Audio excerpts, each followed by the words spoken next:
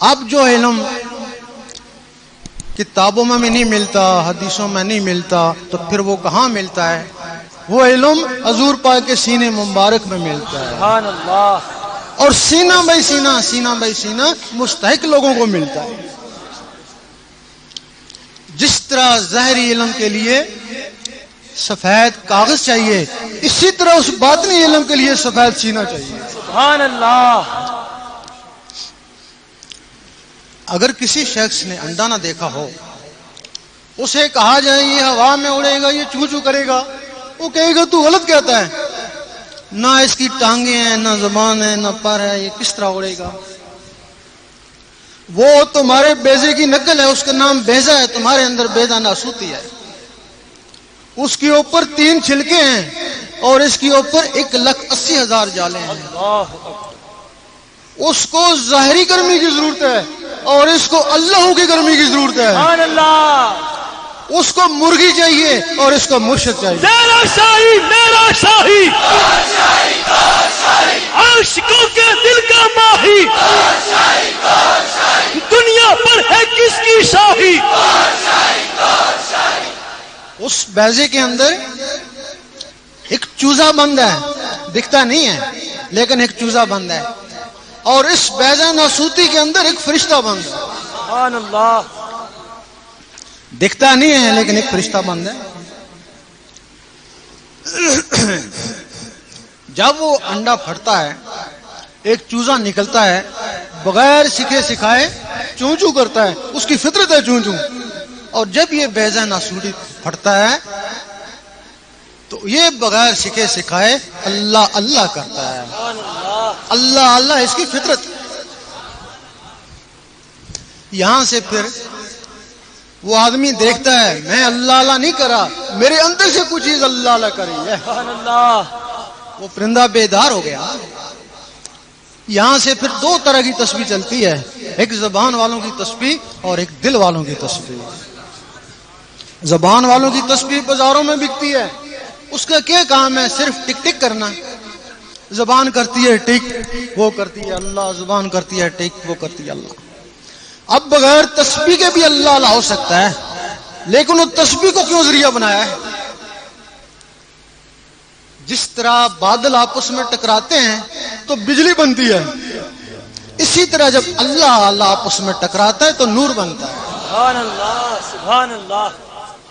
لیکن اب رہا سوال کہ یہ نور عبادت ہے، روحانیت نہیں ہے، کیونکہ تسبیح بھی باہر ہے، اللہ اللہ بھی باہر ہے، اور جو نور بنا وہ بھی باہر ہے۔ اب ساری عمر تسبیح پڑھتے رہیں، عابد ہیں، روحانی نہیں ہو سکتے۔ سبحان اللہ۔ اسی طرح کی تسبیح تمہارے اندر ہے، وہ بھی ہر وقت ٹک ٹک کر رہی ہے، اس ٹک ٹک کے ساتھ یہ زبان اللہ اللہ نہیں کر سکتی، وہ جو اندر بیدار ہو چکا ہے وہ اس نے اللہ اللہ کرنی ہے۔ وہ ایک مخلوق ہے، اس گوشت کے لوتھڑے کا نام فواد ہے اور اس مخلوق کا نام قلب ہے۔ اب تم اس کے استاد بن گئے، 3 سال تک تم نے اس کے ساتھ اللہ اللہ ملائی کہ تیری تسبیح یہ ہے، کبھی ہٹی کبھی ملی، اور 3 سال کے بعد اتنا پختہ ہوگی کہ تم ڈٹ کر سوتے رہے اور وہ اللہ اللہ کرتا رہا۔ سبحان اللہ۔ سید سلطان بہو رحمۃ اللہ فرماتے ہیں کچھ جاگتے ہو سوتے ہو تو کچھ سوتے ہو جاگتے ہو۔ کچھ لوگ ایسے ہیں جو ساری رات جاگ کر عبادت کرتے ہیں لیکن سوئے ہوئے میں شامل ہیں، اور کچھ لوگ بستروں پہ سو رہے ہیں، ان کے دل اللہ اللہ کر رہے ہیں۔ حضور پاک فرماتے ہیں ہم سوتے ہیں، ہمارے دل نہیں سوتے۔ اب ان دھڑکنوں کا کیا کام ہے؟ وہ خون کو آگے بھیجتی ہیں، نس نس میں پہنچاتی ہیں، پھر خون دل میں آتا ہے، پھر وہ اس کو نس نس میں پہنچاتی ہیں۔ اب ان دھڑکنوں کے ساتھ اللہ اللہ مل گیا، اب وہ اللہ اللہ اس دھڑکن کے ذریعے نس نس میں چلا گیا، پورے خون میں چلا گیا۔ اللہ اللہ کو نس نس میں پہنچانے کا اور کوئی طریقہ نہیں ہے۔ جب نس نس میں چلا جاتا ہے اس وقت شاہ ولی اللہ فرماتے ہیں تو ایک دفعہ اللہ کرے گا تجھے 3.5 کروڑ اللہ اللہ کرنے کا ثواب ملے گا۔ سبحان اللہ، سبحان اللہ۔ فرماتے ہیں کیسے ملے گا؟ کہ تیرے اندر 3.5 کروڑ نسیں ہیں، دل نے ایک دفعہ اللہ کری 3.5 کروڑ نسیں گونج اٹھے ہیں۔ سلطان صاحب فرماتے ہیں 72,000 اور ثواب ملتا ہے اگر کسی کا دل ایک دفعہ اللہ کہے تو۔ یہ جو مسام ہے جہاں سے پسینہ آتا ہے ان کے منہ 72,000 ہوتے ہیں۔ دل نے ایک دفعہ اللہ کری 72,000 آوازیں یہاں سے بھی گونجی۔ پھر علامہ اقبال نے فرمایا پھر خدا بندے سے خود پوچھے بتا تیری رضا۔ سبحان اللہ سبحان اللہ۔ بتایا کہ خودی کو کر بلند اتنا، اور خودی کا مطلب سمجھایا، خودی کا سرے نہ لا الہ الا اللہ۔ تو لا الہ الا اللہ کا اتنا ذکر کر کہ لوگ کہیں پاگل ہو گیا اور منافق کہیں ریاکار ہے۔ یہاں پھر کسی شاعر نے یہ بھی لکھ دیا گناہگار پہنچے در پاک پر زاہد و پارسا دیکھتے رہ گئے۔ سبحان سبحان اللہ سبحان اللہ۔ بھائی زاہد و پارسا کے لیے تو علماء ہیں، گنہگاروں کو تو مسجد میں نہیں آنے دیتے۔ پھر گنہگاروں کا بھی اللہ تعالیٰ نے کوئی اسباب بنانا ہے نا۔ اب ایک آدمی شراب پیتا اس کو نماز نہیں پڑھنے دیتے، نہیں پڑھنے دیتے، تو پھر وہ کیا کریں؟ اب زہد و پارسا کیسے دیکھتے رہ گئے اور گناہگار کیسے پہنچ گئے؟ سبحان اللہ۔ جب کوئی نیکی کرتا ہے، زہد و پارسا نماز پڑھتا ہے، نیکی کرتا ہے، اس کی کتاب پہ نیکی لکھتے ہیں فرشتے، لیکن ایک اور ساتھ اور بھی عمل ہو جاتا ہے، اس کے دل میں تھوڑا سا تکبر آ جاتا ہے، پھر نیکیاں کرتا رہتا ہے، کتاب نیکیوں سے بھر گئی اور دل تکبر سے بھر گیا۔ اللہ اکبر۔ کیونکہ تکبر کے نکالنے کے لیے علم باطن ہے، علم باطن اس نے سیکھا ہی نہیں ہے۔ اللہ تعالیٰ کبھی کبھی اپنی مخلوق کو دیکھتا ہے، اس عابد زاہد کو بھی دیکھا، وہ کتابوں کو نہیں دیکھتا، وہ دلوں کو دیکھتا ہے۔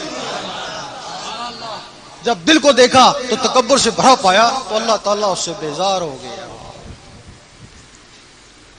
اللہ تعالیٰ اس سے بیزار ہو گیا۔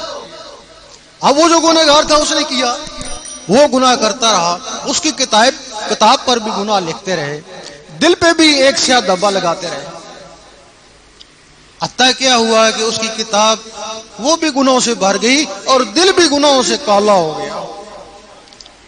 اس نے کیا کیا کہ کسی مرد کلندر کا دامن تھام لیا، اس نے اس کو دل کو صاف کرنے کا طریقہ بتا دیا۔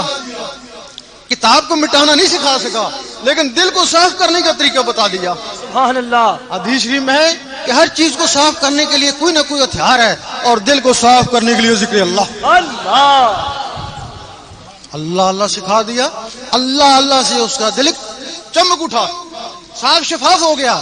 اللہ تعالیٰ نے پھر اس کو بھی دیکھا، جب اس کو دیکھا تو اللہ تعالیٰ اس پہ مہربان ہو گیا اور اس کی کتاب لکھی کی لکھی رہ گئی۔ سبحان اللہ۔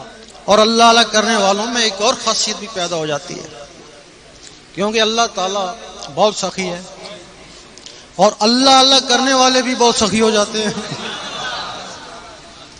ایک دن عیسیٰ علیہ السلام نے شیطان سے پوچھا کہ تیرا بہترین دوست کون ہے؟ اس نے کہا کہ کنجوس عابد۔ کہ وہ کیسے؟ کہ اس کی عبادت کو اس کی کنجوسی رائیگاں کر دیتی ہے۔